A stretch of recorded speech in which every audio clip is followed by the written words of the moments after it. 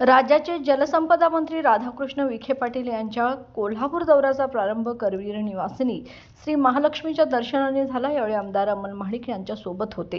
विशेष म्हणजे दर्शनावेळी प्रसिद्ध अभिनेते दिग्दर्शक महेश मांजरेकर यांच्याशी त्यांची भेट झाली। महालक्ष्मी दर्शनानंतर मंत्री विखे पाटील आणि आमदार अमल महाडिक जिल्हाधिकारी कार्यालयात होणाऱ्या कालवा सल्लागार समितीच्या बैठकीसाठी रवाना झाले। या बैठकीत कोल्हापूर जिल्ह्यातील पाणी व्यवस्थापन, कालव्यांची देखभाल, दुरुस्ती आणि जलसंपदा प्रकल्पांवर सविस्तर चर्चा होणार आहे।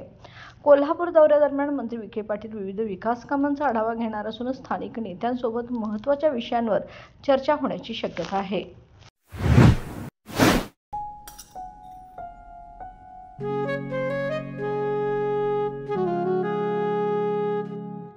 बाबा, आज येताना बासुंदी घेऊन या ना।